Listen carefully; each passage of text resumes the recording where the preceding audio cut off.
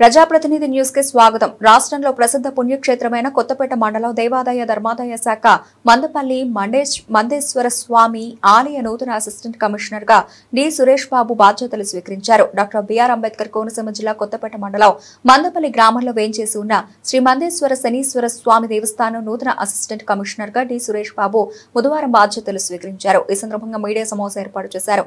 ఆయన మాట్లాడుతూ మందపల్లి శనీశ్వర స్వామికి స్వచ్ఛమైన నువ్వుల నూనెతో అభిషేకం చేస్తే సకల దోషాలు పోతాయని, మౌలిక వసతులపై పూర్తిగా దృష్టి పెడతారని, దేవస్థానంలో జరిగే భక్తుల దర్శనాల విషయంలో నిష్పక్షపాతంగా వ్యవహరిస్తానని, రాబోయే రోజుల్లో దేవాలయానికి సంబంధించి భక్తుల సౌకర్యార్థం ప్రత్యేక సదుపాయాలు కల్పించడానికి తీవ్రంగా కృషి చేస్తానని, రాబోయే పుష్కరాలను దృష్టిలో పెట్టుకుని ఆలయ కమిటీ పెద్దలతో ఆలోచన చేసి ఆలయ అభివృద్ధి పనులలో భాగంగా పుష్కరాల నిధులతో డార్మెటరీ రూములు, విశ్రాంతి భవనాలు, అభిషేక మండపం ఏర్పాటు చేస్తామని స్థానిక ఎమ్మెల్యే సూచనతో దేవస్థానం అభివృద్ధికి కృషి చేస్తానని అన్నారు.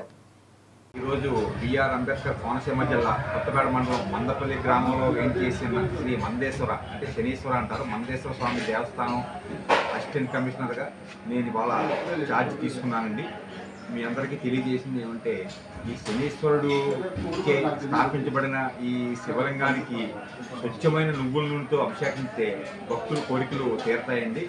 ఇక్కడ భక్తులందరికీ వచ్చిన భక్తులందరికీ ప్రత్యేక సదుపాయాల మీద నేను ప్రత్యేక దృష్టి పెట్టాను. మౌలిక వసతుల మీద దృష్టి పెట్టాను. గౌరవనీయులు ఎమ్మెల్యే బండారు సత్యానందరావు గారు కూడా ప్రత్యేకమైన దీని మీద దృష్టి పెట్టి తగిన చర్యలు తీసుకోమని నన్ను ప్రోత్సహిస్తున్నారు. ఆయనకి ఎమ్మెల్యే గారు కూడా నా ప్రత్యేక కృతజ్ఞతలు.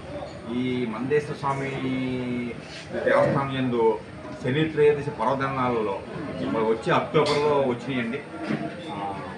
ఆ శని త్రయోదశికి భక్తులందరికీ ప్రత్యేక సదుపాయాలు కల్పించడానికి తీవ్రంగా కృషి చేస్తున్నాము డిపార్ట్మెంట్ పెద్దలతో. ఇక్కడ ప్రత్యేకంగా అభిషేక మండపం కడదామని ప్లాన్ చేస్తున్నామండి. వచ్చే పుష్కరాల నిధులు కూడా తీసుకుని అభిషేక మండపం, భక్తులు విశ్రాంతి గదులు, భక్తుల యొక్క బ్యాగులు కానీ ఇతర సామాగ్రి కానీ దాయడానికి ప్రత్యేక డార్మెటరీ హాల్స్ అలాంటి నిర్మాణం చేయడానికి చూస్తున్నామండి. వెనకాల కూడా ఒక ఆఫీస్ రూమ్ కట్టడానికి చూస్తున్నాము. భక్తుల దృష్టిలో పెట్టుకుని ప్రత్యేకమైన దృష్టి ఎమ్మెల్యే గారి చొరవతో ప్రత్యేకంగా నేను తీసుకుంటున్నానండి.